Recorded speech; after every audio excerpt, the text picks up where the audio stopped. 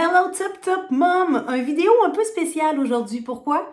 Parce qu'on sort des sentiers battus du sujet du sommeil et je vous parle d'un sujet qui est quand même complémentaire sur le développement des enfants.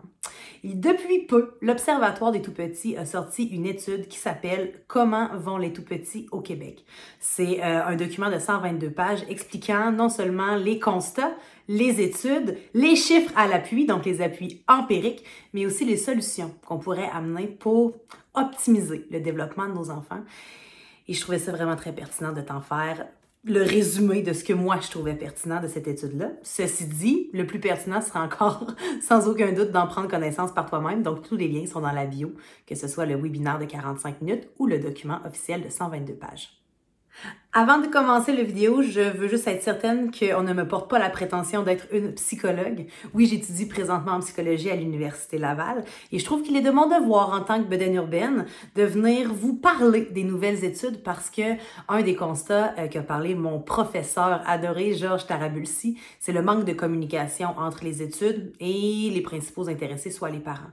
Donc, je trouvais ça intéressant de vous donner ma propre interprétation de l'étude, mais comme je le disais précédemment, le plus pertinent serait d'en prendre connaissance par vous-même. Et avant de commencer le contenu de ce vidéo, j'aimerais quand même prendre quelques minutes pour vous dire à quel point on est chanceux au Québec, parce qu'il y a beaucoup de programmes qui existent pour nous aider, nous les parents, et pour n'en nommer quelques-uns, il y a le programme qui s'appelle Agir tôt. On a aussi mis en place des maternelles 4 ans. Il y a le programme HOLO, les services intégrés en périnatalité et la petite enfance, et j'en passe. Il y a aussi des organismes comme le Centre de pédiatrie sociale de Québec, pour ne pas le nommer. Et on a aussi un organisme qui vient plus au niveau de la périnatalité, c'est la Maison Bleue. Donc, on est vraiment choyé d'avoir des organismes qui ont compris l'importance du développement de l'enfant 0-5 ans. Bon, j'ai dit le développement 0-5 ans, mais je voulais dire moins 9 mois, 5 ans. Parce qu'on parle souvent de la période critique du 0-5 ans, mais on sait maintenant qu'il y a beaucoup de choses, beaucoup d'outils qui devraient, qui idéalement seraient mis en place à la période prénatale, avant même la naissance de l'enfant. Et malheureusement, la réalité de tous ces programmes-là, c'est qu'il y a une mise en application qui est quand même assez complexe parce qu'à qui revient la responsabilité de mettre en place ces recommandations-là? Est-ce que la formation continue est adéquate pour permettre aux professionnels de la santé d'opérer en fait les programmes de prévention qui ont été élaborés par le gouvernement, soit le ministère de la Famille et des Aînés? Puis est-ce qu'on est capable de maintenir la mise en place de ces outils-là et de ces programmes-là, parce qu'on sait déjà que la charge de travail de nos professionnels de la santé est déjà quand même assez importante. Donc, avons-nous la place et le personnel et les ressources autant financières qu'humaines de pouvoir opérer ces programmes-là de façon adéquate? C'est encore une question qui se pose. Et là, c'est là que je commence à vous sortir les highlights que je trouvais pertinents dans l'environnement bedaine urbaine. Mais encore une fois, je vous le dis, si vous avez le temps de prendre connaissance de l'étude dans son entièreté, c'est encore beaucoup plus complet que ce que je me permets de vous donner comme information ici. Donc, concernant la période grossesse et naissance, les highlights que moi j'ai trouvé important de vous communiquer, c'est que le taux de prématurité était quand même relativement stable. Ceci dit, il a beaucoup augmenté depuis les années 1980 et on sait que la prématurité peut avoir des effets, bien entendu, sur le développement de l'enfant. Autre chose que j'ai trouvé assez alarmant, c'est qu'il y a seulement 10% des parents qui vont consulter des organismes, des parents qui vont consulter pour des organismes en allaitement. On s'entend que c'est particulièrement des mamans parce qu'ils ne connaissent pas la présence ou en fait, ils ne connaissent pas l'existence, excusez-moi, de ces services aidants pour l'allaitement, ce que j'ai trouvé quand même assez effroyable puisqu'on sait qu'il y a des excellentes ressources qui peuvent aider effectivement à l'allaitement. Et bien entendu, dans l'étude, on prend le temps de mentionner que l'Organisme mondial de la santé suggère fortement l'allaitement maternel exclusif pour les 6 premiers mois. Et puis, autre constat qui ça m'a fait la peine dans mon cœur de femme, 10,9% des mères d'enfants de 6 mois à 5 ans ont été victimes de violences conjugales sous toutes ses formes. Donc, que ce soit de la violence sexuelle, que ce soit de la violence physique, que ce soit de la violence restrictive, que ce soit de la violence par les mots. Je trouve que ça, c'est un 10% qui arrache le cœur en tant que femme. Et qui dit constat dit solution. Donc, les solutions qui sont apportées, bien entendu, au sein de cette merveilleuse étude, c'est que nous devons continuer à encourager et à faire la promotion d'organismes comme HOLO, la Maison Bleue, le CIPE, là, qui est le service intégré à la petite enfance et la périnatalité, et petite enfance, et les programmes Envol.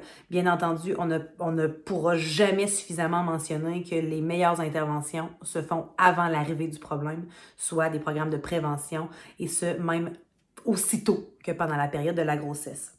On parle aussi de l'allaitement, de valoriser et aussi de travailler au niveau de l'acceptation sociale. En fait, c'est la route du lait, d'amener les organismes et d'amener les entreprises, les commerçants à démocratiser l'accès à un endroit plus intime ou encore à des salles prévues à ces fins pour essayer d'augmenter en fait le taux de participation des mamans allaitantes qui, semblerait-il, n'est pas nécessairement au top de sa forme dans les années 2020.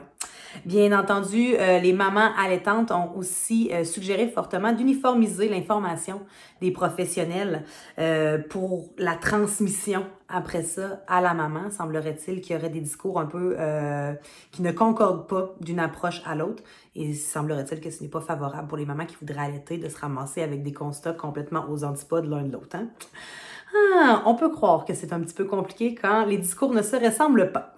Nos tout-petits sont les êtres les plus touchés par ce contexte pandémique-là. Et au niveau du développement physique, les données que j'ai trouvées les plus alarmantes, et incluant là-dedans mon garçon chéri d'11 ans et demi, 52% des enfants de 3 à 5 ans ne respecteraient pas les recommandations quant au temps d'écran recommandé et 40% ne respecteraient pas les recommandations au niveau de l'activité physique. Donc, nos enfants deviennent de plus en plus sédentaires alors qu'on sait qu'un enfant, ça apprend par le jeu et que le sommeil vient avec un niveau d'activité physique suffisamment élevé pour fatiguer ces petites jambes et ces petites têtes-là. Au niveau des solutions pour optimiser le développement physique de nos tout-petits, on a un programme qui a été mis sur pied qui s'appelle Gazelle et Potiron, que je ne connaissais pas du tout, qui a en fait pour but de favoriser un environnement propice à de saines habitudes d'alimentation, de jeux actifs et de développement moteur, particulièrement dans les centres de la petite enfance. On parle aussi d'une pédiatrie sociale qui serait peut-être plus apte à dépister, réduire, voire éliminer les éléments stresseurs qui peuvent venir jouer aussi sur le développement physique. On parle aussi d'une plus étroite collaboration entre les différentes disciplines de la santé, une meilleure communication entre les différents intervenants. Et puis, on parle aussi de campagnes promotionnelles pour la sécurité de nos tout-petits, genre le port du casque du vélo. Ça, c'est des choses aussi qui peuvent aider nos enfants à rester en meilleure santé physique. Parlons de santé mentale maintenant. Les enfants sont les plus touchés par cette période de pandémie-là. Et c'est pas étonnant qu'en 2019-2020, il y a plus de 1696 enfants qui ont été diagnostiqués de troubles anxieux et de symptômes dépressifs. Et là, on parle d'enfants d'âge de 1 à 5 ans. C'est sûr et certain que l'isolement n'a pas aidé, l'isolement social, qui est associé en fait au risque accru de troubles dépressifs et de troubles anxieux.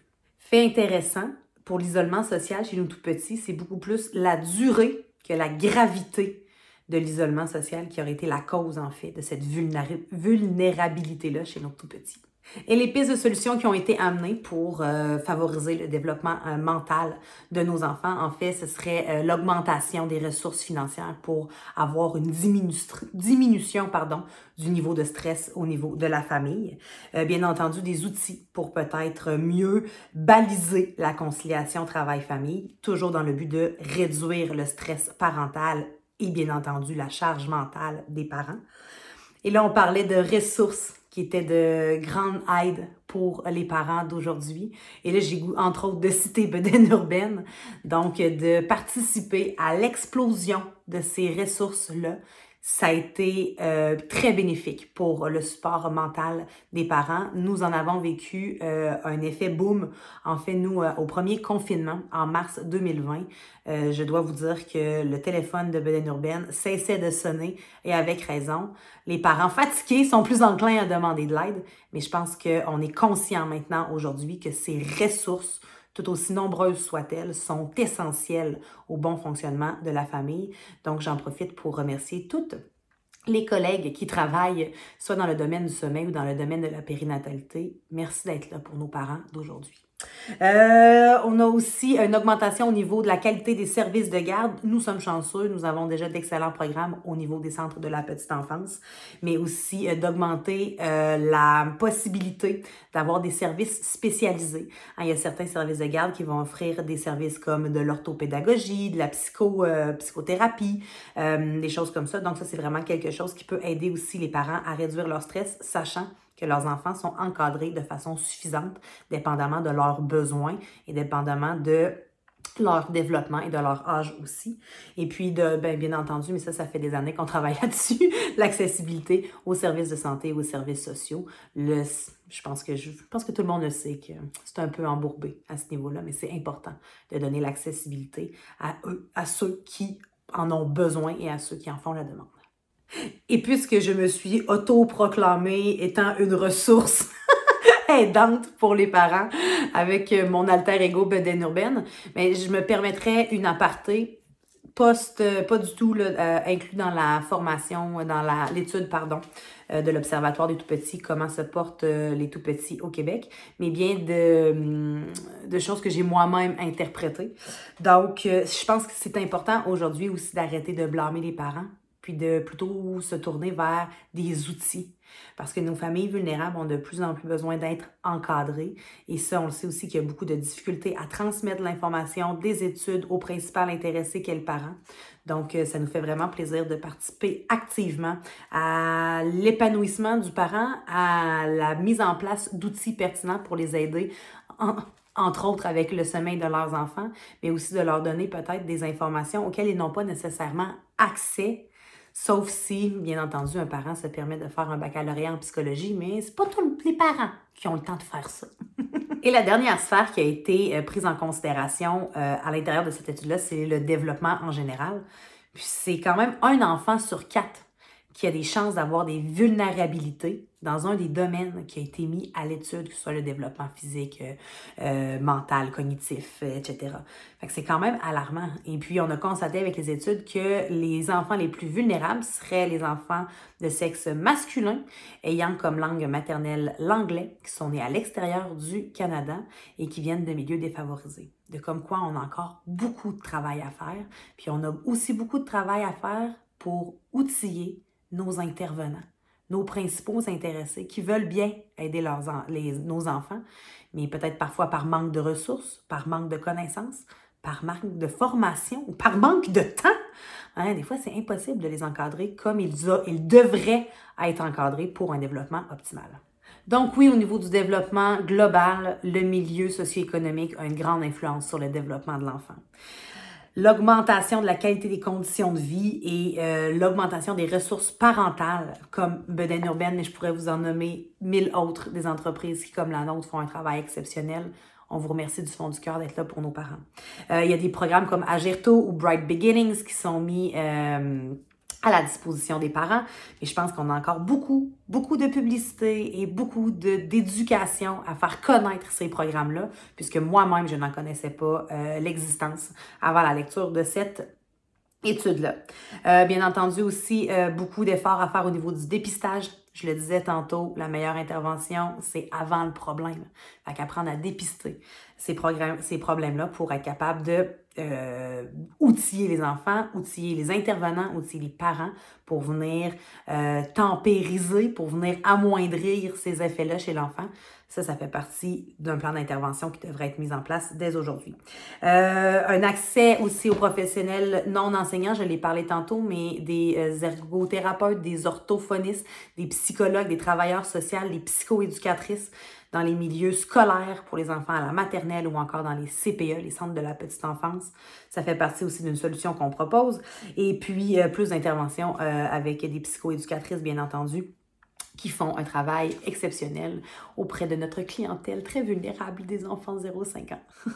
J'espère que vous avez trouvé le contenu du vidéo pertinent. Si c'est le cas, je vous invite à activer la cloche des notifications, à vous abonner à notre chaîne et bien entendu à partager sur vos réseaux sociaux la bonne nouvelle que Bedaine Urbaine existe puis qu'on est là pour vulgariser l'information parce qu'on trouve ça vraiment très important de vous tenir au courant des nouvelles avancées dans le développement de l'enfant parce qu'ensemble, on est plus fort. La chose importante, le concept clé de cette vidéo-là aujourd'hui est de prendre en considération qu'il est beaucoup plus facile d'élever un enfant que de réparer un adulte.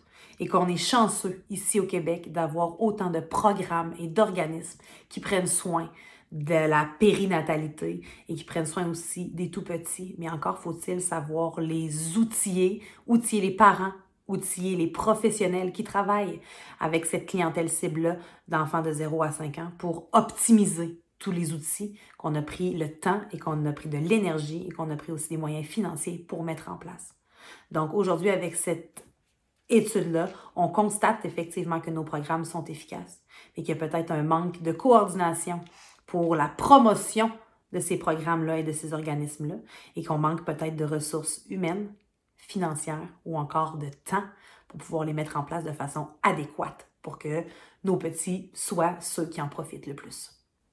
Et parce que les réseaux sociaux utilisés de façon intelligente et positive sont une mine d'or d'informations. Je t'invite personnellement à suivre les comptes Instagram de Mélanie Bilodeau, psychoéducatrice, femme que j'admire, remplie de ressources sur plein de thèmes différents qui concernent ton enfant. On a aussi Docteur Caroline Robinson, neuropsychologue, qui a une façon de vulgariser des concepts psychologiques pour pouvoir toi aussi comprendre ce qui se passe dans la petite tête de dans la petite tête en format, mais qui a beaucoup de connexions qui se font de ton tout petit. Et puis au niveau des ressources prénatales, il y a Bedaine à bébé, qui est une foule de ressources pour les cours prénataux, etc. Mon dernier mot va sans aucun doute à la Fondation de Lucie et André Chagnon. Merci beaucoup de nous aider à prendre soin de nos enfants.